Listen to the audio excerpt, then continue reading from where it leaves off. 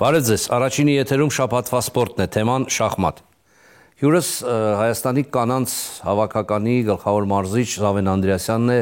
գրոսմայստեր Զավեն Անդրեասյանը, բարև ձեզ։ Բարև ձեզ։ Ընդամենը մի քանի շաբաթ առաջ կայացավ շախմատի Եվրոպայի թիմային առաջնությունը։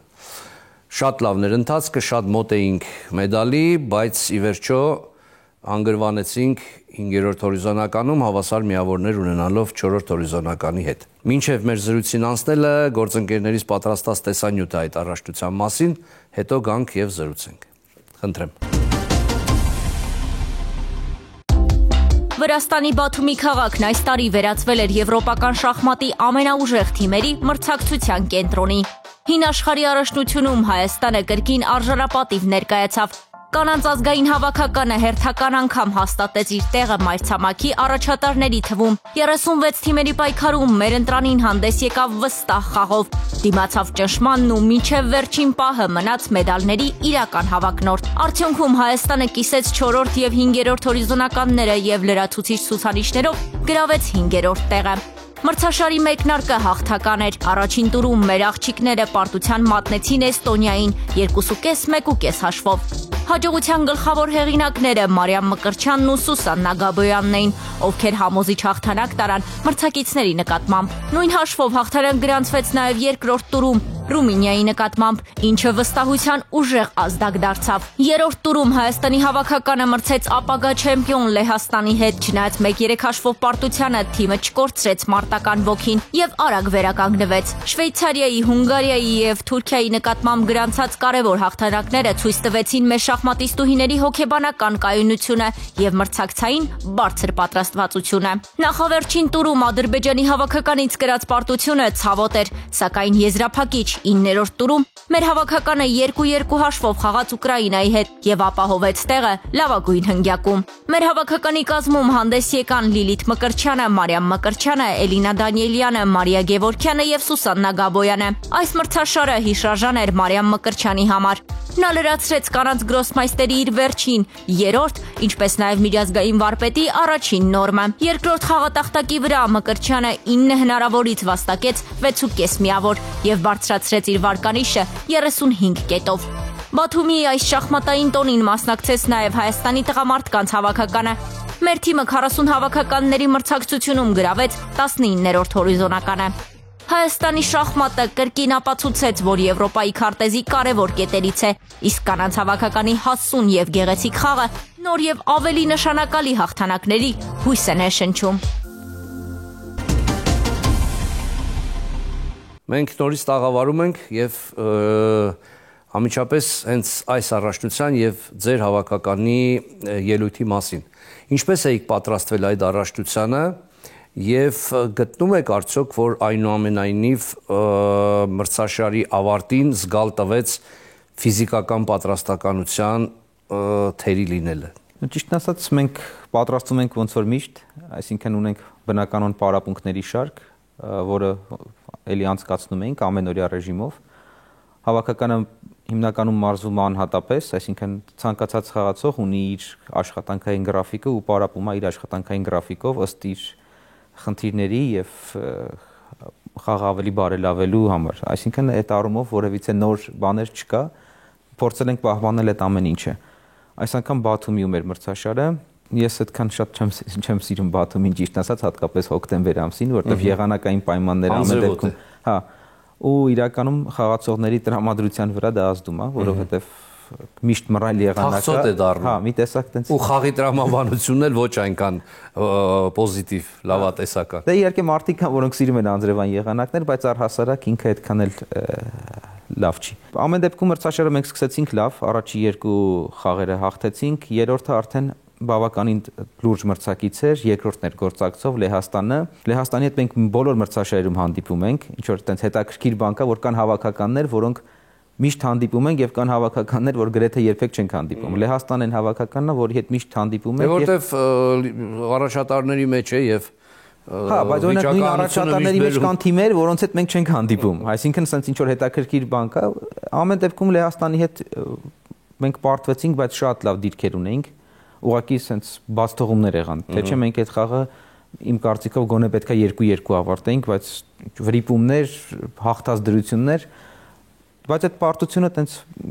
ամեն դեպքում տենց շատ ճակատագրական չէր, քանի որ Լեհաստանը շատ լավ մարզավիճակում էին ամբողջ թիմով ու իրանք միջև վերջ սա խաղերը հաղթելով թիմային վերջում էլ դարձան Եվրոպայի չեմպիոն։ Կարծում եմ ամենամեծ բացթողումը մենք ունեցանք Իսրայելի հետ, որ լավ դրություններ ոչ ոքի ավարտեցինք, հիմնականում դա էր խնդիրը, բայց ընդհանուր մեր թիմը լավ էր խաղում։ Մենք մեծ կորուստ ունեինք այս տարի թիմում, որտեվ Սարգսյան Աննան տեղափոխվեց Ամերիկա ապրիլ ամսին ու սենց մենք ընկանք բավականին մեծ խնդրի մեջ, բայց կարողացանք կարծում եմ էլի բավականին լավ հանդես գալ։ Իրականում մենք 8-րդն էինք գործակցով, բաժանեցինք 4-րդ, 5-րդ տեղերը, եթե անգամ վերջի տուրը Ուկրաինային հաղթելու շատ մեծ հնարավորություն ունեինք, քանի որ հենց խաղը սկսվեց Լիլիթը Մկրտչյան միանգամից 9-րդ քայլին հասավ մեծ առավելության ու մի քանի քայլ հետո պարտիան ավարտվեց, այսինքն 1-0 հաշվով սկսեցինք Ուկրաինայի հետ եւ հաղթանակը շատ մոտ էր, քանի որ մյուս տախտակների վրա ամեն դեպքում ամեն ինչ նորմալ էր, տենց վատ դիրքեր չունեինք խնդրահարույց, բայց հետո մի տախտակի վրա պարտվեցինք, 2 տեղ ոչ ոքի, իրականում Ուկրաինայի հետ ոչ ոքին լավ արդյունք է, բայց այս պահին ոնց որ մեզ հաղթանակ էր պետք, այդ դեպքում եթե հաղթեինք կկիսեինք երկրորդից 4-րդը, հավանաբար լրացուցիչով մի փոքր զիջում էինք, բայց դե լրացուցիչը երրորդ կարող էինք լինել։ Երրորդ կարող էինք, չգիտեմ ոնց կստացվեր, ամեն դեպքում մեր հնարավորությունը բաց թողեցինք այդ։ Զավեն, չնայած քո երիտասարդ տարիքին արդեն 7 տարի մարզում ես Հայաստանի կանանց հավաքականը։ Ես Էլինա Դանիելյանին հիշում եմ դեռևս 1996 թվականին Երևանում կայացած շախմատի 32-րդ օլիմպիադայից։ Այսքան երկար ժամանակ փառք ու պատիվ Էլինային, Եվրոպայի չեմպիոնին մեր Ռոսմայստերին, բայց Լիլիթը Մկրտչյան եկավ նրան օգնելու ու հետո այսպես իրական առաջատար լիդեր այդպես էլ չի ձևավորվում։ Հիմա կասես Մարիամ Մկրտչյան, որը շատ լավ է սկսել, չնայած այդ տարիքին արդեն հասուն լուրջ խաղ է ցուցադրում եւ եթե չեմ սխալվում Գրոսմայստերի նորման էլ լրացրեց։ Վերջինը լրացրեց։ Երրորդը հիմա կոչումը շուտով կտան այդ կոչումը։ Նորություն կարծես թե նոր լիդեր իհայտ չի գալիս։ Այդ պորտկում այդ պայթունը չի լինում, գալակտիկական պայթունը չի առաջանում, որ նոր մոլորակ առաջանա։ Ինչն է պատճառը, չեք կարողանում օգնել այդ պայթյունին։ Պատճառը ինձ թվում է նախ եթե օրինակ վերցնենք ստատիստիկայով, շախմատի դպրոցներում եթե վերցնենք միջինը ինչ որ մի դպրոց 300 երեխա պարապում, որոնցից մեկի տնօրենն եմ աշխատել 8 տարի, 300 երեխայից 10-ն են աղջիկ։ Մոտավորապես։ Հավանաբար ըստ տոկոսայինով դժվար է այդ 10 հոգուց ինչ որ մի բան ստեղծել, քանի որ Ես համաձայն եմ, որ քանակը ի վերջո որակի է վերածվում, դրանում խոսք չկա, բայց չէ որ մենք շախմատը դարձրել ենք դպրոցում հանրակրթական առարկա, որպեսզի ունենանք ուժեղ շախմատիստներ։ Այնինչ մենք վերջին տարիներին մեր մեծ ամենալուրջ հաջողությունը եղել է Օլիմպիադայի արծաթե մեդալը, երբ Ուզբեկստանը դարձավ չեմպիոն։ Դրանից հետո էլ Եվրոպա էլի Օլիմպիադայի երկրորդը ավելի էական հաջողություն էր։ Այստեղ էլ նոր լիդեր չի ձևավորվում։ Գալիս են տղաներ, շատ լավ գալիս են, այսպես խանդավառորեն մտնում են, թվում է թե եկավ, հիմա կձևավորվի։ Բայց մի քանի տարի հետո իրենք այսպես մնում են երկրորդ 50-յակում, լավագույն դեպքում 100-ից մի քիչ դուրս։ Ոչ մի կերպ տասնյակին չենք մոտենում։ Ըստ քեզ ինչն է պատճառը, ինչն է թերացումը, ինչ է պետք անել ի վերջո, որ մենք ունենանք այն, ինչը երազել ենք։ Ինձ թվում է առաջի հերթին շախմատը շատ է փոխվել։ Ամենամեծ խնդիրներից մեկը հենց դա է, որ ինքը տեղափոխվել է Ասիա ավելի շատ։ Այո։ Ու հայտնվել են այնքան մեծ կոնկուրենցիա առաջացել, որ մենք կարող այև պատրաստ չէինք դրան։ Օրինակ երբեք ես չեմ հավատում, որ ինչ-որ մեկը կարող է մտածել, որ Ուզբեկստանը կարա ունենա աշխարհի համար մրցունակ հավաքական։ Դա անհնար էր թվում, օրինակ, չգիտեմ, 10-15 տարի առաջ։ Այսօր Ղազախստանի կանանց հավաքականը աշխարհում ես կարծում եմ լավագույններից մեկն է, որը այն ժամանակ թվում էր դա ուղղակի հեքիաթների շարքից կարար թվար։ Իրանց առաջատարները երկուսը,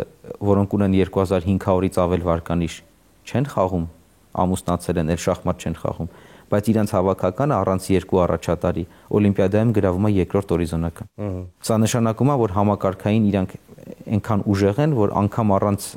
հիմա պատկերացրեք օրինակ առանց Լիլիթի եւ Էլինայի մենք գնանք ու վերցնենք օրինակ նույն 4-րդ տեղը։ Ախր Զավեն, հիմա շատ հետաքրքիր պարադոքս է ստացվում։ Բոլորը մեզանից էին սովորում ինչպես շախմատ խաղալ։ Տիգրան Պետրոսյան ունեինք, Ռաֆայել Վահանյան ունեինք, ի վերջո ունեինք հավաքական, որը 3 անգամ շախմատային օլիմպիադայի չեմպիոն դարձավ։ Հիմա բոլորին մեկ առ մեկ չթվարկեմ, փառք Աստծո շատ են, բոլորին հետ շատ հարգում եմ։ Ի վերջո Գարիկ Կասպարով ենք ունեցել, բայց հիմա ստացվում է մենք պիտի հասկանանք, թե իրենք ինչ արին, որ այդքան առաջ գնացին։ Եվ իդեպ ասեմ նաև մի հանգամանք եւս, այստեղ գալիս է մի ճշմարտություն։ Չկա ազգային մարզաձև, չկա ավանդույթ ունեցող մարզաձև, կա ցանկություն, ռեսուրս, ֆինանսական վիճակ եւ դեպի նպատակը գնալու ճանապարհ։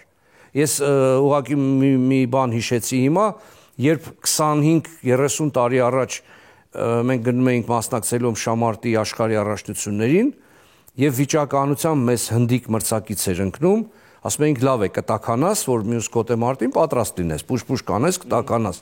Հիմա որ հնդիկ ենք գնում, ասում ենք լավ էլի մի թեթև բան չէր լինում, ինչի այսքան բարտից սկսվեց, որովհետեւ եւ աշխարհի բազմաթիվ չեմպիոններ ունեցան։ Թվում էր դատարկության վրա կառուցվեց։ Այսինքն նորից ռեսուրս, ֆինանս, ցանկություն եւ դա շատ կարեւոր է եւ որոշիչ է։ Հիմա իրենք ինչ արին, որ այդքան ֆինանս դրին ավելի շատ։ Ֆինանս դրեցին, առաջի հերթին այս ամեն ինչը սկսվեց 2020 թվականից, երբ կոവിഡ് եկավ։ Քանի որ շախմատային շատ լավ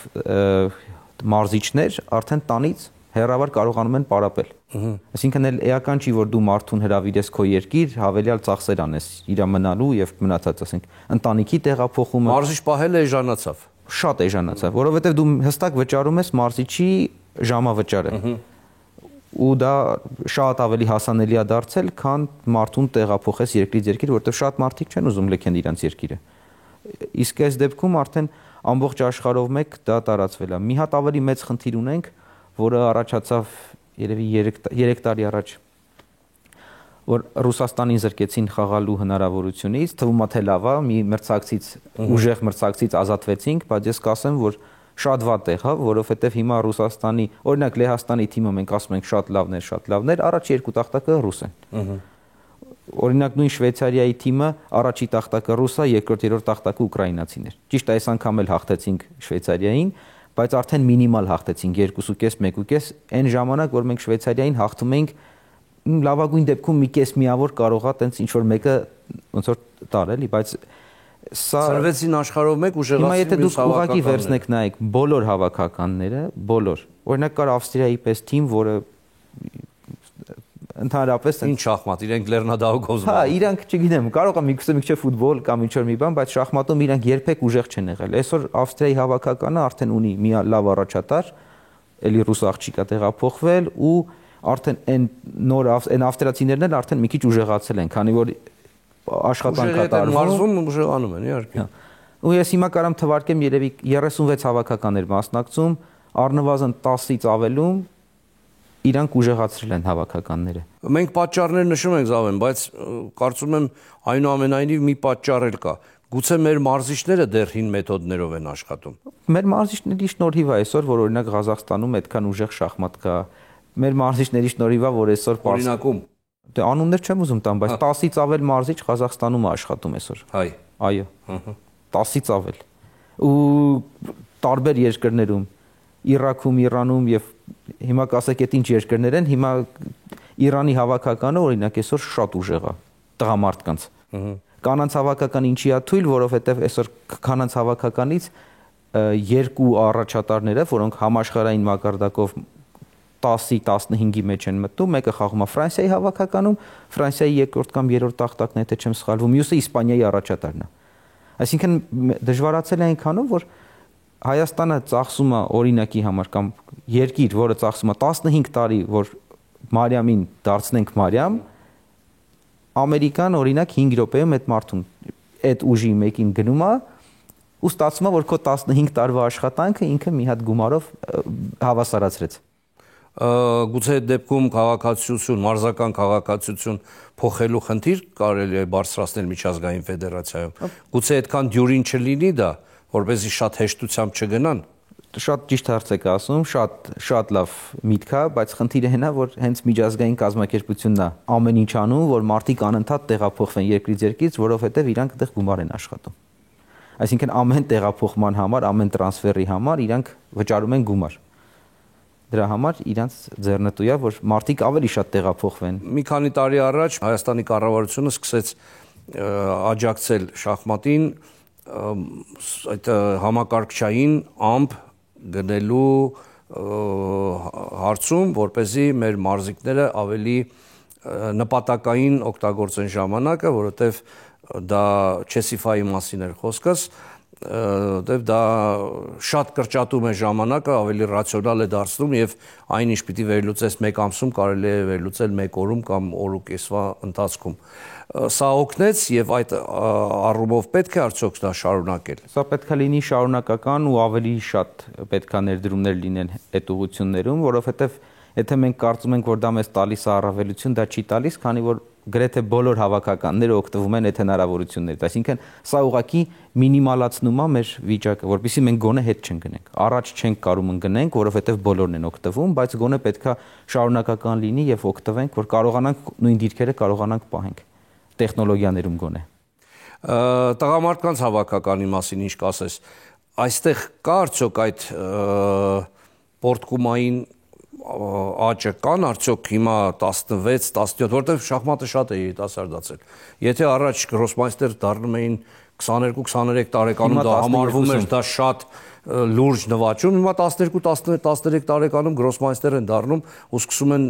բավական լուրջ շախմատ խաղալ։ Ունենք մենք այդ ռեսուրսը, այս դպրոցական ծրագիրը օգնում է ի վերջո, թե սա ուղղակի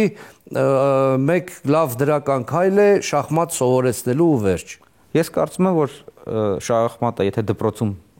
ոնց որ այս մասին խոսենք, իմ կարծիքով ինքը չի կարա բերի պրոֆեսիոնալ շախմատիստների, ուղղակի կարա երեխաներին ծանոթացնի, որ կա շախմատ խաղ, եւ հետո արդեն իրանք կարան ընտրեն դա որպես իրենց սպորտ։ Բայց կոնկրետ ես չեմ կարծում, որ մենք ունենք այդ, այսինքն հնարավոր չի, որ շախմատի դասատուն դպրոցում կարողանա պատրաստի որևիցե լուրջ շախմատիստի։ Ուղղակի ինքը կարա սեր առաջացնի։ Բայց դա էլ քիչ չէ, այո, հենց ծանոթությունը, այդ առումով շախմատ բերելը, դա էլ քիչ չէ, որովհետև մենք հիմա ունենք, չէ, շախմատիստներ, ովքեր սկսել են շախմատ խաղալ դպրոցից։ Այսինքն առարկան են սկսել, Մարիամը կարծեմ հենց այդպես է, չէ, սկսել։ Հա, մենակ Մարիամը չէ, էլի կան սկսողներ, չէ, դա ուզում եմ ասեմ ինքը խթանում է, բայց չի կարող դպրոցի մակարդակով։ Լավ, հետո ինչ է պետք անել։ Հիմա նորից հարցս կրկնեմ։ Կան պատանիներ, որոնց մեջ դու տեսնում ես ապագա հզոր խաղացողների։ Այսօր շախմատը մի քիչ հետաքրքիր ձև է դարել, այն մարդիկ, ովքեր թվում է, որ հենց իրանք պետքա օրինակ վաղը համալրեին հավաքականը եւ ուրիշ մեկը, որը թվում էր, որ ընդհանրապես ինքը չի կարող այդ մակարդակի բարձրանալ, շատ փոփոխական է լինում, քանի որ այն ժամանակ հիմնականում մարդիկ դրվում էր տաղանդի վրա, այսպես ասած, հիմա աշխատասիրություն, այսինքն անընդհատ պետք է աշխատես։ Հիմա բնականաբար ունենք լավ երիտասարդներ, բայց իրանք կհամալրեն հավաքականը թե չէ, կախված է իրանցից, այսինքն իրանք ինչ աշխատանք կտանեն։ Եթե իրանք շատ լավ կպարապեն, կուժեղանան, ապա իհարկե։ Այս առումով համաձայն եմ, որ շախմատը իր այն դիտարժանություն, այն կախարդանքը կորցրել է։ Դե համակարգիչների նոր քայլեր հիմա չկան։ Հիմա այն պորտկումը հանկարծ ինչ-որ կախարդական մի քայլը չկա, հիմա Վահանյաններ չկան, հիմա Արտաշես Մինասյաններ չկան, որոնք ոչինչից կարող էին հեքիաթ ստեղծել, իհարկե նաև հակառակն էր երբեմն պատահում, բայց դա էլ էր այդ խենթությունը գեղեցկացնում էր շախմատը։ Հիմա դարձել է մեխանիկական սպորտ։ Հիմա հիշողություն է ու աշխատանք, այո։ Հիմա դրա շատ կարևոր է։ Իհարկե ստեղծագործելու տեղը միշտ կա, բայց ավելի սեղմվում է, գնալով ավելի սեղմվում է։ Ու եթե մարդիկ պատրաստ չեն ամենօրյա ծանր աշխատանքի, ապա շատ քիչ է իրենց շանսը ուժեղների դեմ, որովհետև հենց սկզբնախաղից իրենց ճնշում են, պայքարում են իրենց դեմ ու ինչ անի, ինքը արդեն իր տաղանդի հաշվին չի կարող, որովհետև հստակ գիտելիքի հաշվին իրան խեղդում է, տեղ չի թողում խաղալու։ շուտով շախմատային օլիմպիադան է արդեն եւ դրան է պետք պատրաստվել։ Այնուամենայնիվ ֆիզիկական պատրաստականության ուշադրություն դարձնելու եք, ուսումնամարզական հավաք այս առումով լինելու է, որտեղ 13 տուր շվեյցարական մրցակարգով դա բավական երկար ժամանակ է ու շատ հաճախ հենց ֆիզպատրաստությունը գալիս է օգնելու կամ խանգարելու։ Մերը 11 տուր է, օլիմպիադան արդեն 11 են դարձրել, բայց իրականում մեր թիմը բոլորն էլ մարզվում են, մարզասրահներ, բաներ գնում են։ Մենք ավելի շատ իմ համար ավելի կարևոր կլինի, որ մենք կարողանանք 5 խաղացող ունենանք, որ միշտ կարողանանք բոլորին հարկ եղած ժամանակ ցանկացած մարդու կարողանանք հանել մյուս խաղացողին, այսինքն նենց խաղացողներ ունենանք, որ օրինակ Էլինային կամ Լիլիթին կամ նույն Մարիամին, ու Էլինային Լիլիթին ինչի եմ ասում, որտեղ իրանք ավելի տարիքով են, իրանց կարիքը կա գոնե արանքում այդ կարևոր խաղերից մի հատ գոնե հանգիստ տալ։ Սա եթե կարողանանք անենք, կարողանանք այնց խաղացողներ ունենանք, որ միշտ կարողանանք իրանց հարկ եղած ժամանակ փոխարինենք, խնդիր չենք ունենա։ Հիմա մեր խնդիրը դա է, այդ հարցը պետք է կարգավորենք, որտեղ արանքում 5 խաղ խաղում ես, մի օր ազատոր է, իրականում ինքը այդքան տենց շատ ծանր չի, եթե լավ փոխարինող ունենաս, ընդհանրապես խնդիր չկա։ Պահեստայինները ստանալն է այստեղ շատ կարևոր է։ Առանց պահեստայինի անհնար է։ Իդեպ 2 տարի առաջ մի դեռահաս աղջնակի Ռուսաստանից քաղաքացիություն տվեցինք։ Հիմա լավ է խաղում։ Պայքարում է, բայց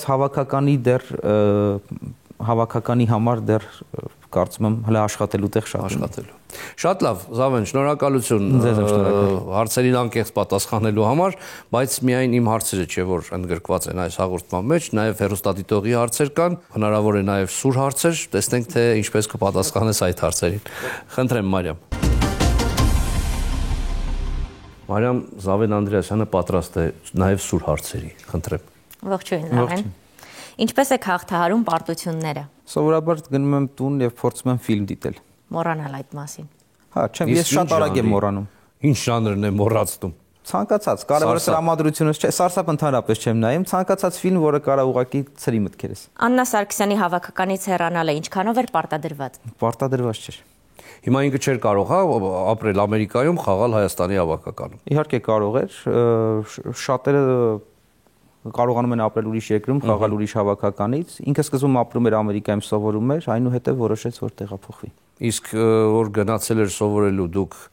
գոնե բանավոր պայմանավորվածություն չունեիք, որ հետո վերադառնա եւ խաղա Հայաստանի հավաքականը։ Ինքը սովորելու ընթացքում 3 անգամ խաղացել է հավաքականից, այսինքն 3 տարի խաղացել է, հետո որոշեց, որ արդեն տեղափոխվում է։ Ձեր կարծիքով շախմատը բնավորություն է ձևավորում, թե բնավորությամբ մարդիկ են ընտրում շախմատը։ Ես կարծում եմ շախմատը ձևավորում է մարդու բնավորությունը։ Շախմատիստները լինում են շատ էգոիստ, երևի ավելի էգոիստ, քան մյուս սպորտսմենները, չեմ կարող ավելի հստակ։ Ինչն է պատճառը։ Քանի որ երբ որ դու,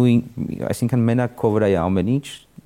դու օրինակ ֆուտբոլ չի, թիմային չի կամ այլ ցանկացած թիմային սպորտաձև չի, ինքը մի քիչ էգոիստություն բերում է։ Ձեր կարծիքով կանանց շախմատը ինչով է տարբերվում տղամարդկանցից, ոչ տեխնիկապես, այլ հոգեբանորեն։ Հոգեբանորեն կանայք շատ ավելի էմոցիոնալ են, որը խանգարում է իրանց։ Բոլոր կանայք չէ որ հուդիտ պոլգար են, որ կարողանան։ Հա, դե ընդամենը մի հուդիտ պոլգար է, եթե տենց վերցնենք։ Չէ, իրանք շատ էմոցիոնալ են ու ասենք նախապատրաստման մեջ կա այնքան տեղեր, օրինակ, որ ես մտածում եմ, ինչ ոնց կարելի ասենք ինչ որ բաների վրա ժամանակ ծախսել, բայց դա իրանց դեպքում արդեն պարտադիր է։ Իսկ կանանց շախմատում գլամուր կա։ Հա, իհարկե կա։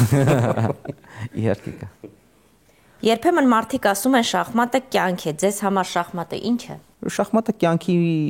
մի մաս է, անբաժան մաս է, որը ես խաղում եմ 5 տարեկանից։ Բնականաբար դժվար է պատկերացնել կյանքը առանց շախմատի, բայց այս պահին ինքը շատ լավ աշխատանք է, որից ես հաճույք եմ ստանում։ Հիմա ես մի հարց մտածեցի, կյանքում էլ լինում են պահեր, որ դու պատրաստ ես զոհաբերության հաջորդող լավ դիրքի համար։ Երևի թե հա։ Երևի թե հա։ Դա շախմատից եկող ինչ որ մի բան է։ Իսկ ինչ ֆիգուր ես զոհաբերում։ Ֆիգուրաներ, բոլոր է, որը հնարավոր է։ Լավ, շնորհակալ եմ անկեղծ պատասխանների համար։ Շնորհակալություն, հաջողություն եմ մաղթում ու Աստված որ մի օր ավելի լայն ռեսուրսներ ունենաք, ավելի զորեղ պորտկուն հավաքական ձևավորելու համար։ Շնորհակալություն ձեզ հրավերի համար։ Սիրելի բարեկամներ, հյուրս շախմատի Հայաստանի կանանց հավաքականի գլխավոր մարզիչ Զավեն Անդրեասյանն էր։ ցտեսություն եւ թող բոլոր դիրքերը բերեն հաղթանակի։